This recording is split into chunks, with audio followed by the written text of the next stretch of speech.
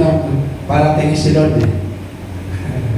Ngayon, nanalangin muna tayo. Mabalan na sa langit, muli po kami nagpupuri, nagpapasalamat sa iyong kabutihan, Panginoon, sa iyong katapatan sa bawat isa sa amin. Muli, narito kami upang kumain ng masustansyang salita ng Diyos mula sa iyong kaharian, mula sa iyong trono, Panginoon. Maraming pong salamat, pagpalain mo po ang bawat isa sa amin na narito at sa kanilang mga tahanan.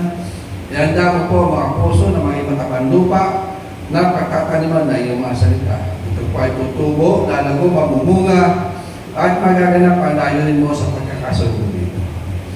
Holy Spirit, inaanyayahan kita muli sa lugar na ito. Lead me, guide me. Wala akong magagawa kung wala ka. Gawin lang natin ang kalooban ng Diyos, Ama na sa langit, at itaas natin ang pangalan ng Yesus Kristo. Maraming po salamat. Ito aking dalangin, Ama, sa pangalan ni Jesus. Amen. Okay, hindi kami nag-usap ni Sistora at hindi niya alam ang mensahe. Pero ito yung napaka-timing ng kanyang talagang pag nanonood ka talaga ngayon sa mga video sa YouTube. Grabe ngayon ang kaya kung hindi ka pamilya, hindi ka nasanay, nawala ka na sa flow, sasabihin mo iba na ito, baka hindi mo natanggapin na sa Holy Spirit. Kasi maliwanag naman ang sinabi ng Diyos sa huling araw, hindi pa nakita ng mata. Hinarin ng tainga ang gagawin ng Holy Spirit, ang Diyos, sa bawat isa sa atin. Iba-ibang mo. Yung nakaraan bata, 7 years old. Kasi Holy Spirit, nandun ang Holy Spirit. Matagal na panahon, marami sa atin ang lamig, marami sa atin na wala. Dahil noong araw, mahal na mahal natin ang Panginoon, mahal na mahal natin ang Holy Spirit, pero nawala. Katulad na sinabi kanina, nasa kanya na tayo, kampante, para alam na natin ang pasikot-sikot, hindi na natin kailangan ng gabay, patubay ng Banal na Espiritu Santo, para alam na natin, yearly na lang, ganun-ganun na cycle. Para kampante na tayo sa mga message, sa mga ganon. Pero napabayaan natin yung pinaka-importanting tao ngayon dito sa mundo, ang Holy Spirit. Nakalimutan na. Yung lagi sinasabi pa ni Benny, pag-igising siya, good morning, Holy Spirit. Ngayon, pag-igising natin, ano sinasabi natin? Anong pagkain? May pagkain ba?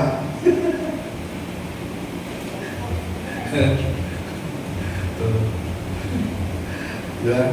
O, di ba pang expression? Yeah. Pero hindi lahat gano'n. Iba naman talaga nandun pa rin, nananatilig. Yeah. So, ito yung napakagandang timing talaga dahil malapit na dumating ang Panginoon. Marami ang maliligaw. Kasi ang Holy Spirit lang ang pinadala ng Panginoon para gumabay sa kanyang mga anak, para gumabay sa kanyang mga tupa, sa church. Ang Holy Spirit. Kaya marami ang maliligaw pag wala sa kanila ang Holy Spirit. Napakaganda ng topic na ito. At ito, alam ko, pangalawa nito kay Teacher Madam. Salamat kay Teacher Madam sa ginamit para PowerPoint. So, yung question ng nakaraan, ano yung last lesson na ibinigay ni Jesus sa kanyang mga disciple? Ang nakasagot ay dalawa. Si Grace. Tama ba? Oh. Bawal pa sinungaling. Sasagot ay si Daniel. Di ba? Talaga na si Aaron. At ito yun. Nakalagay dito. Sabi sa John 14:16, and I will pray the Father, and He will give you another helper, that He may abide with you forever. Ang Holy Spirit. Kung mga nakaraan, may mga teachings tayo, ang Holy Spirit, ang Panginoon Diyos, ang ating Ama, hindi nawawalan ng bagong revelasyon. Kaya hindi ka magsasawa na mag-aaral, magbasa, mag-aaral, makinig. Dahil hindi mauubusan ng kapahayagan ng Diyos tungkol sa kanila. Kaya itong pag-aaral natin tungkol sa Holy Spirit, kahit yung kanta, puro gano'n, hindi nagbabago. Pero ang kapahayagan, katuruan ng Banal na Espiritu Santo ay nag-blended nila. Okay? Basahin natin. I often heard Christians ask, I wonder what it must have been like to walk with Jesus. Wouldn't it be wonderful to walk with Him and to hear His voice and talk to Him? But believers who ask these kinds of questions don't understand the ministry of the Holy Spirit. If they did, they know that having the Holy Spirit with them is just like having Jesus right at their side. Right at their side. Meron tayong yung dinedemo ko noon palagi. Ngayon, dinedemo ko ngayon. Kasi kanina, nung nag-worship tayo, sabi ng Panginoon, dinedemo mo ulit. This time, may kakaiba. So, tatlong tao kailangan ko rito. Para Father, Son, Holy Spirit. Sige. Basta na sila. Sige. Ayan, no? Si Julian, si Jerry, taga-langit yan eh. Wala dito. Tatakpa kayo dito. Diyan na. Si Charles pa,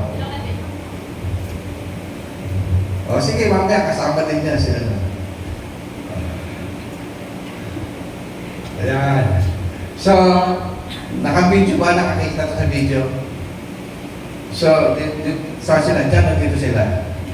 Dito na. So, Father, Son, Holy Spirit. Ang Father, si Jonah. Sa Genesis, bumaba ang Father at nilikha ang mundo. Sabi niya, let us make man in our image and our likeness. Yun ang trabaho ng Father na bumaba dito sa earth. Patapos nilikhain yun, nakasala si Adan, ginabayan si Adan, ngayon, bumalik ang sa langit. At ngayon, nabuhay ang mga tao sa mundo na nilikha ng Diyos sa mga ating Diyos sa mga nagkasala, nagkaproblema, kailangan tagapagligtas. So, ang ginawa, una, si Jonah. Ito ka, Jonah. Kaya si Jonah, ang Father God. Sabi niya, Father God, let us make man in our image and likeness. Siya yung nagsasalita, siya yung nagkukuman na magkaroon sila ang ginamit yung Father God sa Genesis. Matapos nilikhain yun, bumalik na ang Father God sa langit. At na nilikha ng mga tao, kumalat, nagkasala, maraming alam din nangyari sa Genesis. Kailangan ng tagapagligtas ng tao dahil sa nagawang kasalanan ni Adan at Eva.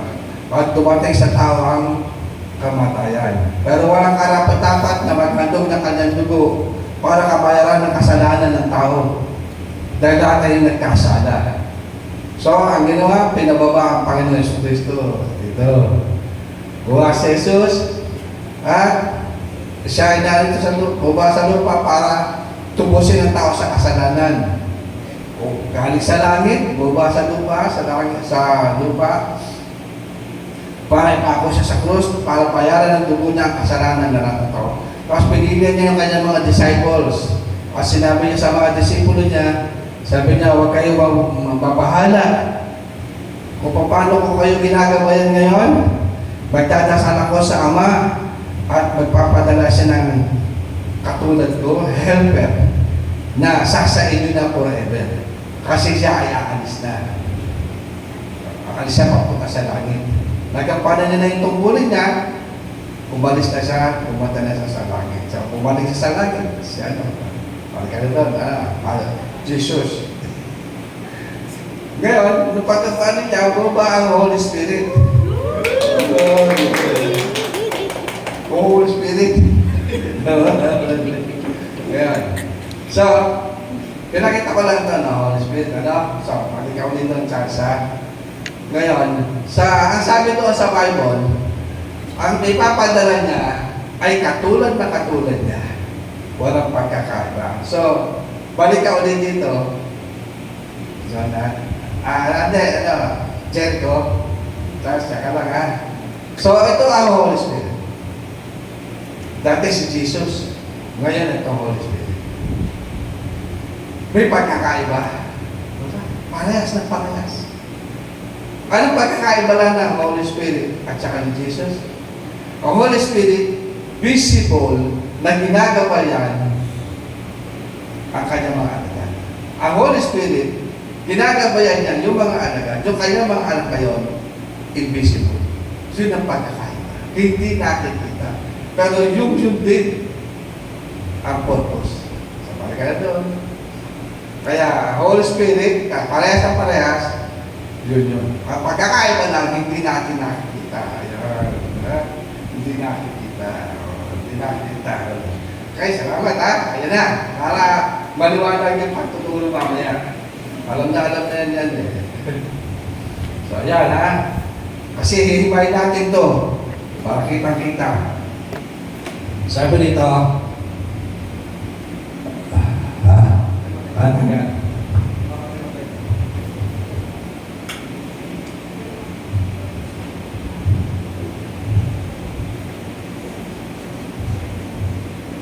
So, ito yung sinasabi ng iba, napakasarigulo kung Panginoon Jesus ay naririto. Siya ay gumagabay. Yung mga nagsasabi nito ay walang kaalaman tungkol sa Holy Spirit. Kaya ngayon, ang Holy Spirit na nandito, nagagabay sa bawat isa, at tinatawag natin si Jesus pa rin. Kaya patuloy na nag-grip ang Holy Spirit. Sabi, huwag nyo i-grip ang Holy Spirit. Ano siya, sensitive niya. Maramdamin. Lagi nandiyan yan, nakaalalay na ano man ang kailangan mo, pagtawag mo, gagabayan ka. Ang tinatawag mo si Jesus na nasa langit, na hanggang ngayon, nag-intercede pa rin. Nag-intercede pa rin. So, ibalik natin, katulad yung patotoo kanina, yung mensahe kanina. Ibalik, ito na ang time na talagang ibalik natin. Tapos kanina na nag-worship, ang sabi na, get ready. Get ready. Sabi, greater power is about to be released. Greater power is about to be released. At ang madadaluyan lang nun ay yung kumikilala sa persona ng Holy Spirit. Kaya mga nandiyan na talagang kumikilala at ina-adapt yung sinabi ng Panginoon na ang magiging gabay ang Holy Spirit, yun ang makakaranas ng greater power. Is about to be released. So because Jesus was about to depart from the world, He knew it was absolutely essential that the disciples learn how to rely entirely on the Spirit of God and to follow His leadership. Mahirap sumunod sa taong hindi mo nakikita. Kaya ganito ang ng Panginoon. Kaya siya bago siya mag-depart, He knew it was absolutely essential that the disciples learn. Parang tayo ngayon. Learn how to rely entirely on the Spirit of God and to follow His leadership. Therefore, Jesus used His last moments to teach the disciples how to follow the Holy Spirit's leadership in the same way they had followed Him. In the same way they had followed Him.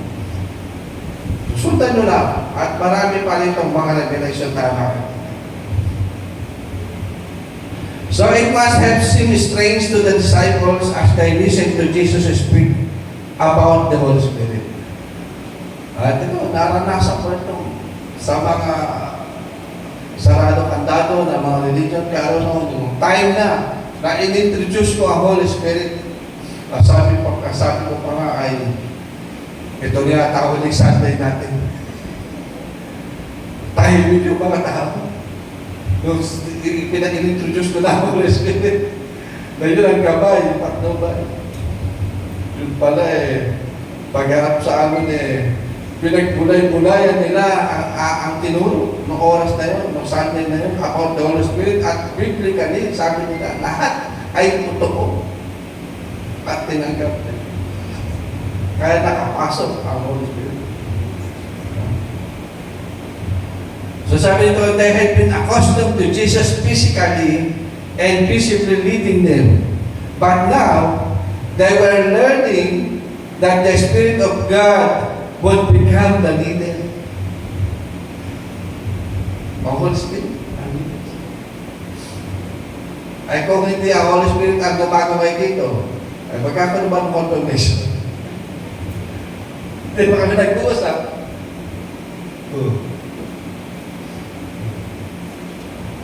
Baka tinatanong mo talaga, lagi mo tinatanong, Panginoon, nandito ka pa ba? Kasi alam niyo, pag nakita ko itong maitim, goodbye. Kahit saan tayo nandito, basta kasama natin yung Holy Spirit, okay lang. Pero andito yung pillar of fire. Andito po si Lord, yung pillar of fire, nakita ko kanina dito. So, tuloy-tuloy pa rin. So, this would be a leader they couldn't see, couldn't touch, and couldn't audibly hear. Yet, they were supposed to follow Him just as they had followed Jesus. Hindi lang paano. Dami mo, hindi pa kilala, hindi naranasan, hindi na-introduce sa Holy Spirit. Yun naman yung leader mo sa kulay mo. Sabi, they were probably thinking, what is the Holy Spirit's leadership going to be like in our lives? Does He act and think differently than Jesus? What is it going to be like to follow the Spirit of God? Ano, bakit na hirap na? The mga disciple, dumaan din siya ganyan So knowing that these were normal questions to us, Jesus used His final moments with the disciples to dispel all fear and insecurity they might have felt about following the Holy Spirit's leadership. This is why Jesus was so careful to use key words when He spoke to them about the coming of the Holy Spirit. Kaya ito talaga, naalala ko talaga yung timing ng Diyos sa Batangas, no? Tahimik Minute na Diyos na akala, sabi ko na kayo, ito na akala sa atin natin. Walang reaction. Tahimik natin. Parang binulay po. So, in John 14:16, for example, Jesus said, and I will pray, siya yung nagdasal, and I will pray the Father, He shall give you another comforter. Ano naman ang Panginoon? Laging answered prayer. Sigurado yun. So, notice that word another. Ito na, yung bagong kapahayagan. Notice that word another. I want to draw your attention to this very important word today. In Greek, there are two possible words for another. The first is the Greek word allos, and the second is the Greek word heteros. Ito ang ibig sabihin ng Panginoon na sinabi niya sa mga alagata, I will give you another. Ibig sabihin ng another ay allos and heteros. Ano ibig sabihin ng allos? The word allos means one of the very same kind, same character, same everything, or a duplicate. Kaya kanina, yung Holy Spirit, nung pinababa kanina, in-illustrate natin, si Jesus pa rin yung pinababa. Kasi parehas na parehas. Ang pagkakaiba lang, si Jesus visible, ang Holy Spirit hindi nakikita. Pero yun pa rin yun, the same. Kaya kung paano ginagabayan ang mga alagad na nagpapagabay sila sa Panginoon, nagtatanong, ginagabayan sila ng Panginoon, Ngayon tayo naman, ganun din. Ang Panginoon din yun. The same yun. Ang Holy Spirit at ang Panginoon Jesus ay isa. The same. Kung paano sinabi niya na sa mga alagad na may nagtanong, pakita mo sa amin ang Ama. Hindi nyo ba alam na nakakita sa akin, nakakita na sa Ama, sapagkat ang Ama at ako ay iisa. Ganun din. Tapos ang hinahanap natin ang Panginoon, nag-pray nga siya para maabay sa atin forever ang Holy Spirit. Physically, sa glorified body, ang Panginoon Jesus nakaupo sa kanan ng Ama. Nag-i-intercede pa rin. Nag-pray para sa mga tao. Tapos na yung mission niya. Ang nandun ngayon, pinababa para tumulong sa mga tao ay ang Espiritu Santo. Ang Espiritu Santo ay maramdamin. Kaya ingatan natin para yung babae napakamaramdamin. Kapag hindi mo napansin, ay nagtatampo. Nagigirip siya. Gusto niya lagi siya kinakausap. Nagpapagabay ka. Kaya sasabihin mo, nakalungkot naman, nagsosolo lang ako, nakausap, boring. Ano yung Holy Spirit, the most important person dito sa planet Earth? Wala. Inignore mo. Ay, di-grip na. Ibalik natin yung dati. Katulad itong kanina pa yung message. Binabalik na, Holy Spirit, help me. In everything. In everything. Ang Holy Spirit, tulungan tayo. In everything. Hindi lang sa mahirap na bagay, kasi pag madadali na, yakong na natin. Kaya-kaya na to, hindi na kailangan ng Holy Spirit. Kaya yun, supply na naman. Supply na naman. In everything. Sabi niya, siya ang gagabay sa inyo sa lahat ng katotohanan. Kaya kung wala ang Holy Spirit sa tao, wala. Maliligaw. Kaya sabi niya, marami ang maliligaw. Marami ang hindi makakasama pagtulog ng trumpeta sa Thessalonica. Sabi niya, kung binahal nila yung katotohanan, wala sa kanila ang Holy Spirit na siyang magkagabay. Sabi doon, He will lead you into all truth. Kaya walang anak ng Diyos na nagpapagabay sa banal na Espiritu Santo na maliligaw o maiiwan sa rapture. Walang anak ng Diyos na maliligaw sa patuloy na nagpapagabay sa Espiritu Santo. Kaya sabi nito, the word ados, another ados, means one of the very same kind, same character, same everything. In short, I took the cake. So, copy. Sunod. The second word, heteros, means one of another kind, or one of the different kind, or one of a different kind. The word heteros forms the first part of the word heterosexual, which of course describes someone who has sexual relations with a person of the opposite sex. Yun na ibig sabihin naman ng heteros. At yung isa yung alos ay yung parehas na parehas.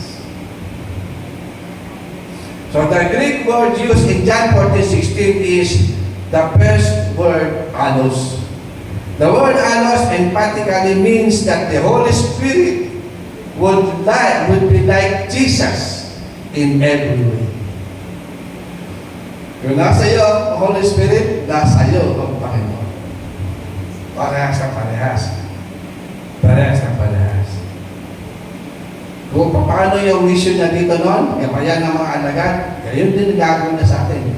Gagabayan tayo sa katotohanan at ipapaalam sa atin ang kalooban ng Diyos. Kaya nga na dumating si Jesus, ang sinabi niya, hindi ako narito sa lupa upang gawin ang kalooban ko. Narito ako upang gawin ang kalooban ng Ama na sumo sa akin. Kaya ganun din ang trabaho ng Holy Spirit. Sabihin sa atin kung ano ang kalooban ng Ama na dapat natin gawin. Dati ang Panginoon Yesus ang nagagabay sa mga alagad. Nung siya nasa langit na, ang Holy Spirit na ang nagagabay ngayon sa church, sa mga anak ng Diyos. Kaya kung wala ang Holy Spirit sa church, kaya naman, siya yung Spirit of Truth na maglilid sa truth. Kung wala yun, hindi talaga marami talaga ikaw at yan na magiging kaaway ng katotohanan. Kasi mali ang interpretasyon. Ang nakakaalam lang ng katotohanan at interpretasyon, kahulugan na salita ng Diyos ay ang banal na Espiritu Santo. Kaya pag in-interpret ng tao, salungat na, andyan na yung debate, andyan na kabuluhan, andyan na yung persecution. So yan. So the Greek word used in John 14:16 is the first word, allos.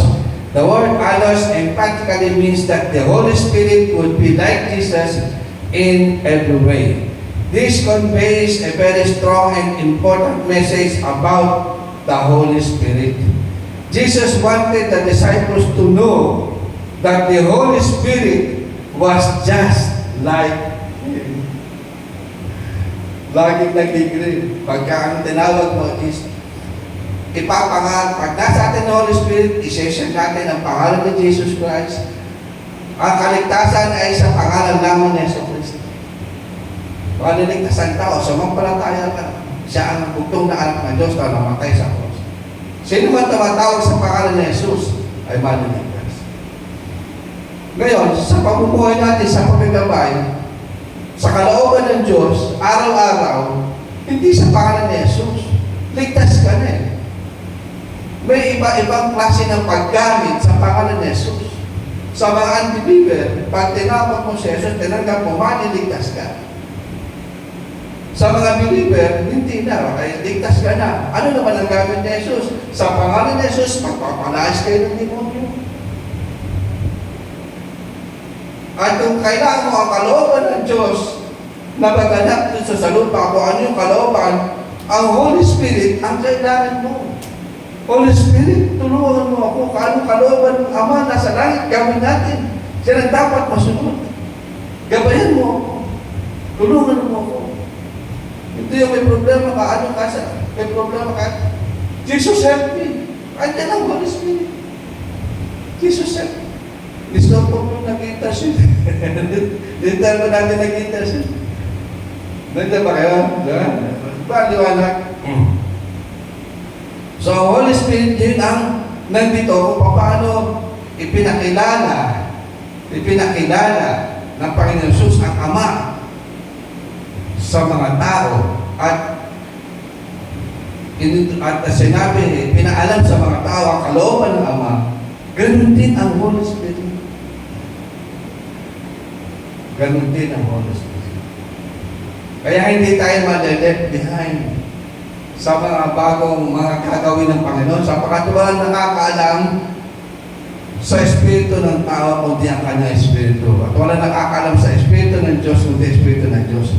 Nasa sa atin ang Espiritu ng Diyos. Kaya hindi ka bigla pa magbubulat ka na lang, hindi na naiwan ako. Malalaman mo yun. Malalaman natin yun. Kasi sasabihin ng Holy Spirit. Wala nakakaalam ng oras at araw, pero hindi ka magpapabili. Sabi ito, following the Holy Spirit wouldn't be any different than following Jesus. Except the Spirit's leadership would be invisible rather than physical and visible as Jesus' leadership had been. Ayan. Ang pagkakaiba lang ng dalawa, ang naggabay sa mga alagad, si Jesus ay nakikita, nasa physical body. Pero ang Espiritu Santo, wala. At hindi siya makakakilos kung wala sa katawan. Kaya gagamit siya ng tao, kinakailangan ng tao.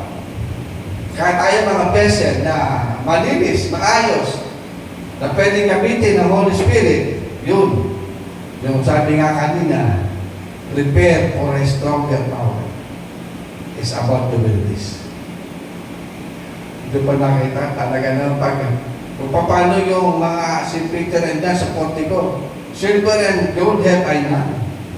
Siguro mas matindi ko yun, makita mo yung mga yung kakaiba. Ilang kaya patay ang bubuhayin sa pangalan ni Jesus ni Jonah. Parang walang imposible, nasa lahat yan eh. Mga walang kamay, magkakaroon. Magkaroon ka ng kamay. Mahaba yun. Magkaroon ka ng paa. Mga ganyang klase na inihanda ng Diyos.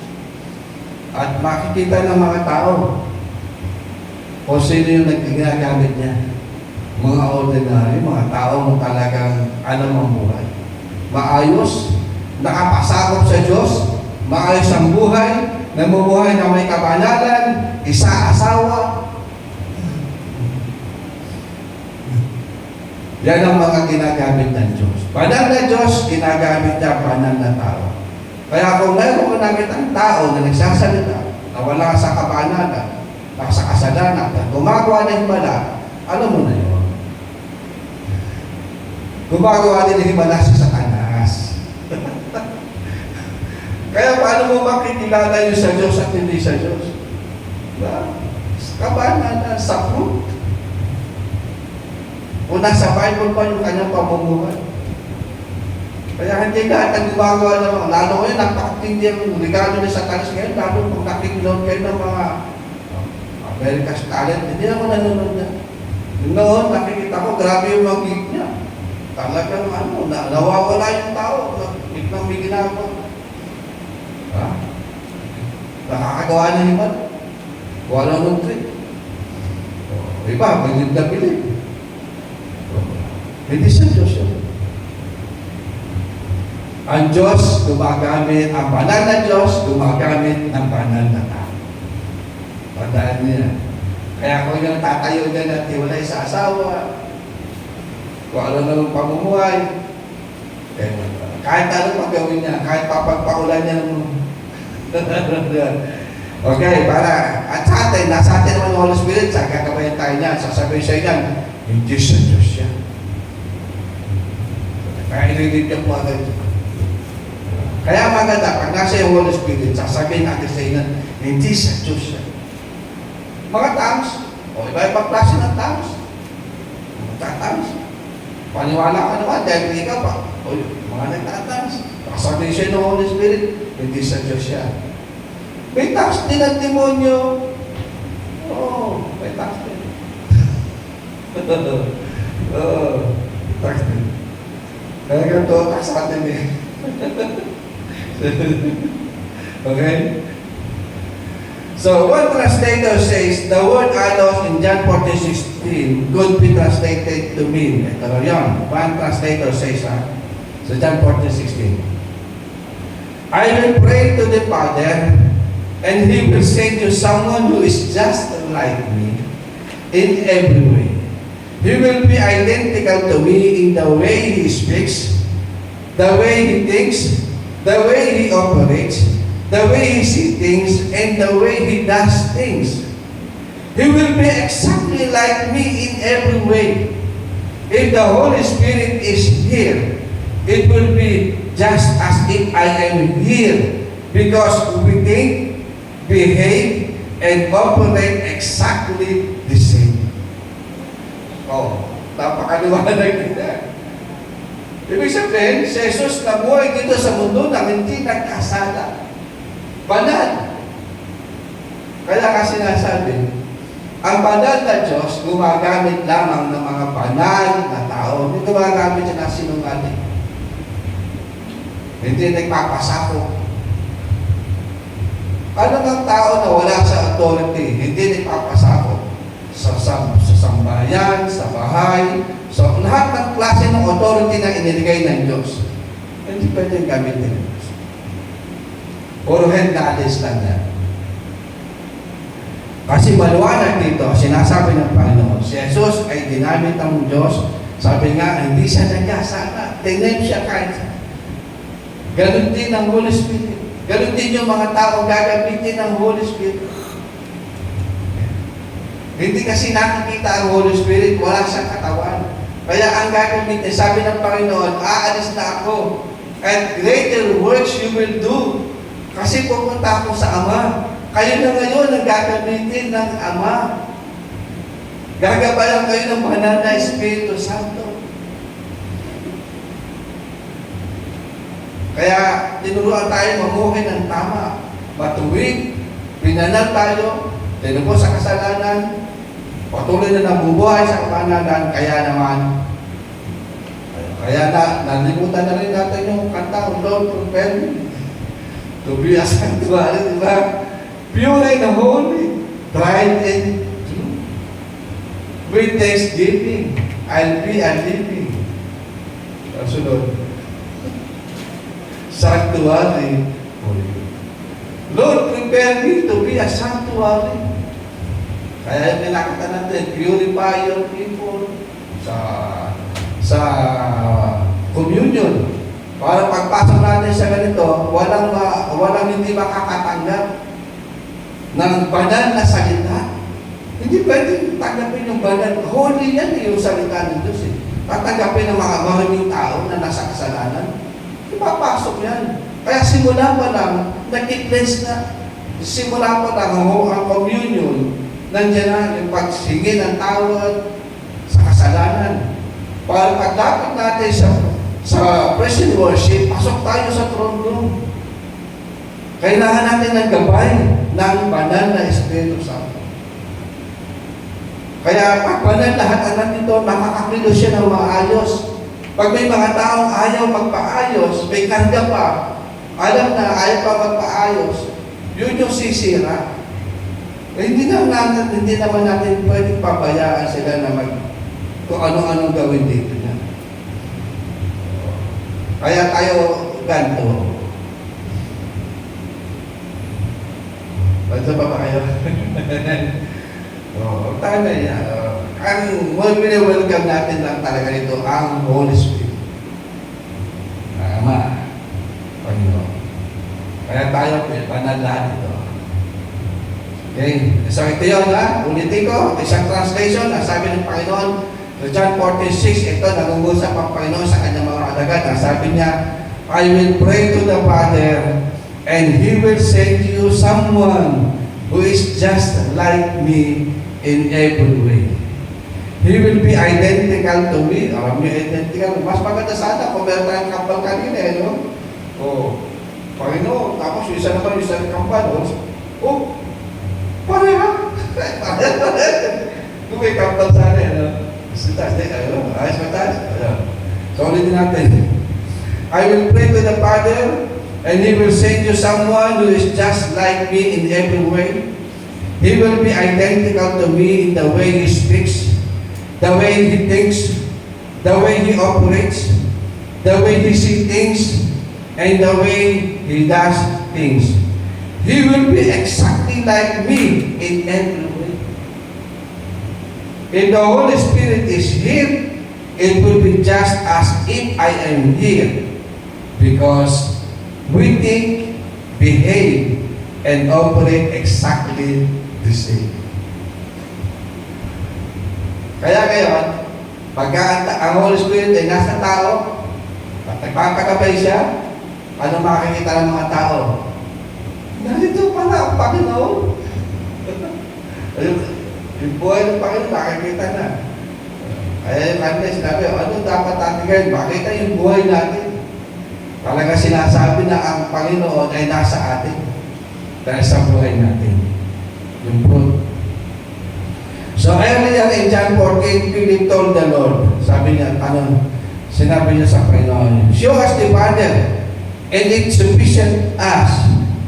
Sabi na, Jesus answered, have I been so long time with you? Tagal nyo na ako kasama. And yet, hast thou not known me, Philip? Sabi niya. He that has seen me, has seen the Father. And how say thou then, show us the Father?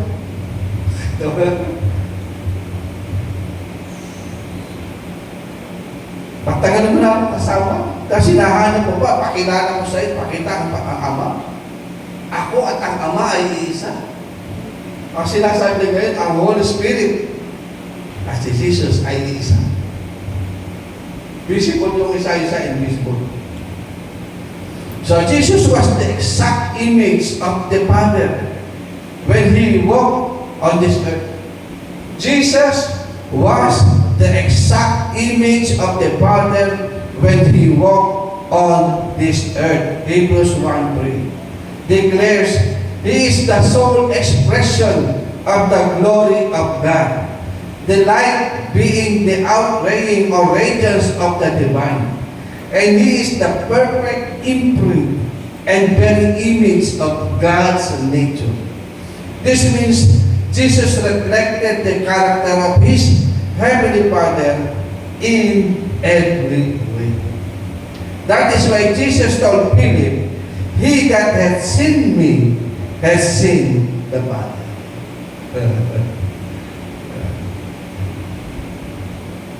So if you see Jesus, you see the Father. By looking at Jesus, you can discover the Father's will. Jesus did and said exactly what the Father would do and say.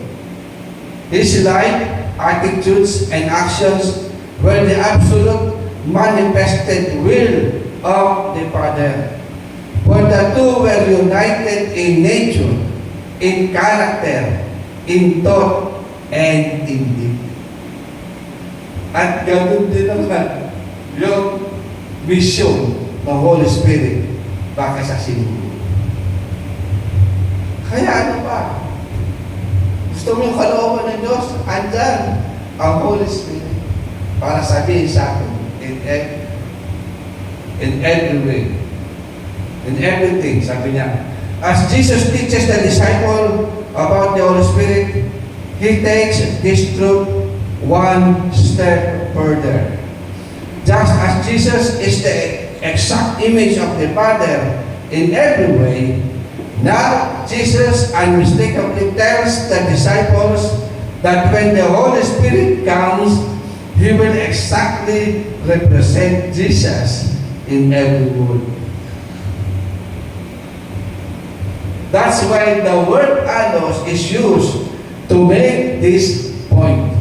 It leaves no room for doubt that the Holy Spirit will be exactly like Jesus. Ang problema lang noon na si Jesus ay nasa physical body dahil hindi sa Diyos. Nandun lang siya kung nasa alagaan, kung nasa nandun lang sila.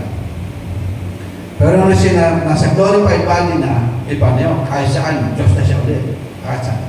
Ay Holy Spirit, wala siyang boundary. Spirit siya. Kaya, pwede nang gabayan anytime ang bawat isa sa atin. Hindi katulad ng Panginoon, kung kay Peter siya, nasa tunasan, at si John ay nasa Santa Rosa, hindi siya pwedeng at the same time. Kasi nasa physical body ang Panginoon. No? Eh ngayon, ang Holy Spirit, pwede siya nasa tunasan, pwede siya nasa Santa Rosa, pwede siya nasa Muntinlupa. Kasi nga, Spirit yun. Magagabayan niya ng gusto yung mga alagad. Sabi pa niya, ng salita ng Diyos, sabi ng Panginoon, that He may abide with you forever. Kung naghahanap kayo na salitang forever, ito, forever. Sabi nga, abide sa iyo ang Holy Spirit forever. Huwag ko lang i-grip. Kasi gentle yan. Gentle ang Holy Spirit. Gentle yan. Ang Holy Spirit ay gentle. Hindi agad basta nagagalit. Pero strong pagdating sa kasalanan. Strong yan. Dahil kung makikita pagka-strong na, talaga. Galit yan pagdating sa kasalanan at sa mali at sa error. Pero pag sa mga bagay na simple na, gentle yan. So the word allos tells us the Holy Spirit perfectly represents the life and nature of Jesus Christ. Jesus did only what the Heavenly Father would do. Yan ang ginawa niya. Tayo ganun dito. Kung ano lang ang kalooban ng Ama, siya natin gagawin. Paano natin magagawa? sa tulong at gabay ng banal na Espiritu Santo. Hindi na ako sino ba? Kaya hindi ko kayo diniligtakan kahit sa praise and worship, kaya pinababayaan ko kayo sa music ministry kung anong line up. Sabi nito, the word allos tells us the Holy Spirit perfectly represents the life and nature of Jesus Christ. Jesus did only what the Heavenly Father would do. And now, the Holy Spirit will do only what Jesus would do. As Jesus' representative on earth, the Holy Spirit never acts on His own or out of character with the life of Jesus Christ. Kaya hindi na kaya maliligaw pagdating sa mga tao, mga bulaang propeta, bulaang guro, bulaang mga nara, napakadami na nakalabas ngayon niya. Makikita mo dito ang Panginoon. So you see, the Spirit of God was sent to bring us the life of Jesus. Just as Jesus told Philip, if you've seen me, you've seen the Father. Now He's telling us, if you have the Holy Spirit, it will be just as if you have me. That's the Holy Spirit, andyan ang Panginoon. So you and I must stop looking backward and grieving over what we missed by not living 2,000 years ago. Instead, we must learn to let the Holy Spirit live and guide us just as He did in the early church. Kaya kung ano ba nakaraan, kalimutan natin, magsisi, mag-repent, at iayos ngayon, asabi ngayon, kaya kanina din sa message, panahon na ulit para ang pangunguna at gabay ng Holy Spirit ay gawin natin ulit, huwag tayo kumino sa sarili natin, kanina. Ngayon, ang sabi nito, instead, we must learn to let the Holy Spirit again, to lead us and guide us, just as He did in the early church. Kailangan natin ngayon ang Holy Spirit. Kahit pagkakalayo tayo, pag tayo nanalangin at nagpagabay sa Holy Spirit, iisa ang matatanggap natin. Kasi isa lang ang Holy Spirit. Hindi tayo magkakagulo.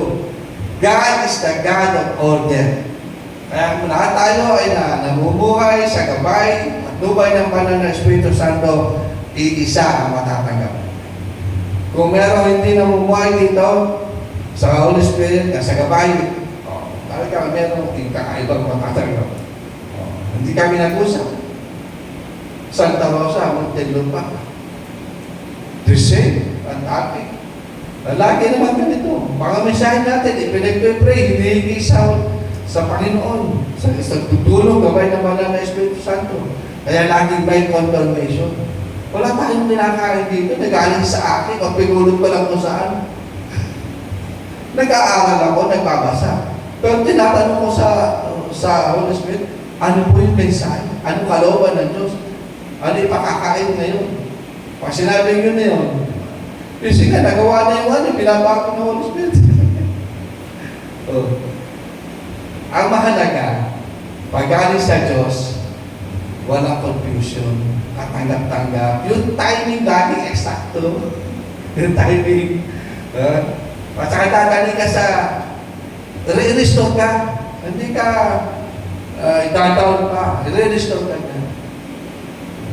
Hindi ka i-condemn. Re-restore ka pa niya. So, yan. Dapat daw ngayon, anong dapat natin gawin? Bumalik tayo sa dati. Mamuhay tayo na nandyan sa gabay, patnubay ng banal na Espiritu Santo sa lahat ng area ng buhay natin. Sabi, do it for the glory of Yan, sabi nga. Ano ba ang ginagawa mo? Huwag mo sabi naglalaba ka lang. Sabi mo, Holy Spirit, anong kalooban ng Diyos ngayon? Pasabi siya, mag-pray ka. Ipag-pray mo si ganito. Ayoko, pag-pray ko yung kaaway ko. Hindi ganun. Pag gusto mo ipag-pray, Lord, kunin mo yun. Ito sagawan sa buhay namin. Punisyo sa buhay. Kunin mo na, iligtas mo ng kaluluwa. Hindi ganun.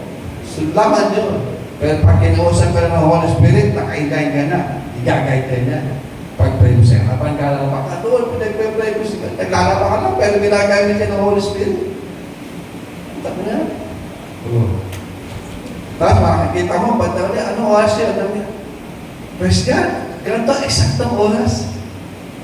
Yan ang kalakasan. Dahil binibigay sa mga anak na masunurin, na anak ng Diyos.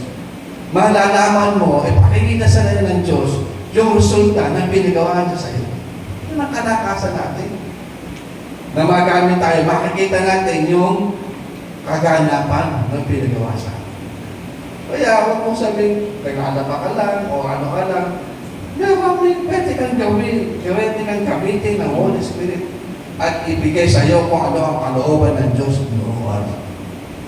Hindi yung laban, pag-alaba na lang. Pwede sabi, laban na naman, hindi na ubos, ito na naman. Wala na. Hindi mo na narinig ang tingin ng Holy Spirit. Oy, tama na yan. Pasalamat kami, dapat kayo nga. Pero pagkagawa sa iyo, pag-pray ka, meron ka nakakailangan ng prayer. Ayun, kasi nga, murmur na agad. Ito sinabi kanina, okay? So, ayan. Anytime, kahit saan na doon, nakasakay ka sa jeep, sa bus, mamanilo ka, patindi ang tanks kayo. Sabi ng bata, 3 hours, 1 hour sila nag-pray in tanks. Pakita agad nila, so, so Jesus physically absent didn't stop the early believers from performing miracles, raising the dead, casting out demons, healing the sick, or bringing multitudes to a saving knowledge of Jesus Christ. Because the Holy Spirit was with them. Na-turn upside down nila yung mundo, nung umalis ang Panginoon, na-turn upside down nila, dahil nandiyan ang Holy Spirit. Diba? Because the Holy Spirit was with them, the ministry of Jesus continued uninterrupted in their midst. Kaya na-turn nila upside down. Dahil na-doon ang Holy Spirit. Kaya pag wala ang Holy Spirit, wala mangyayari. So why don't you start opening your heart to the work of the Spirit today? He wants to represent Jesus to you. Kaya lagi nung sinasabi, lagi natatagat nung aking asawa nung nandito pa, di ba? Lagi sinasabi, God is looking for a vessel. God is looking for a vessel na magagamit. Kaya ito nga, why don't you start opening your heart to the work of the Holy Spirit today?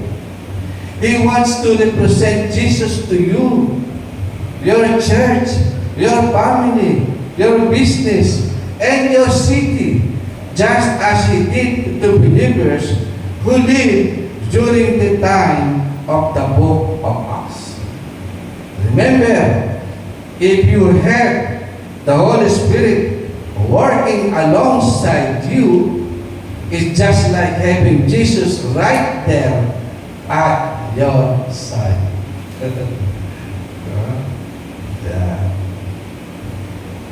So, may tanong? May tatagtag ka, si Grace? Wala tanong?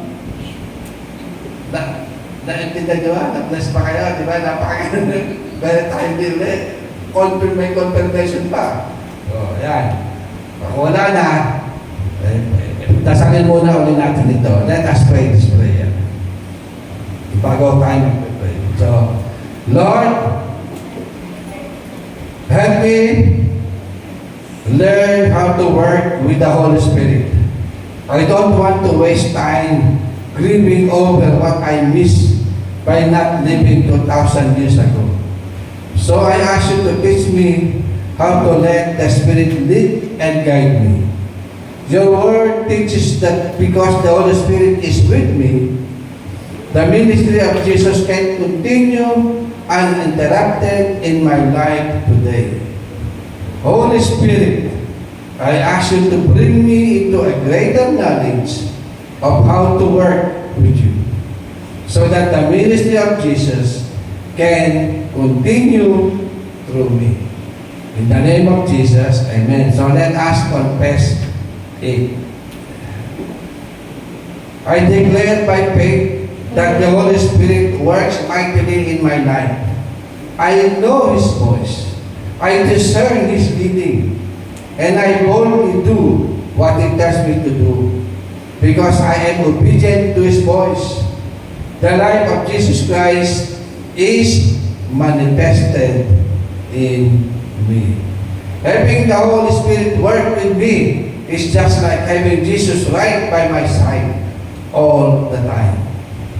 Just as Jesus worked miracles in the book of Acts through the apostles, the Holy Spirit works miracles through me today.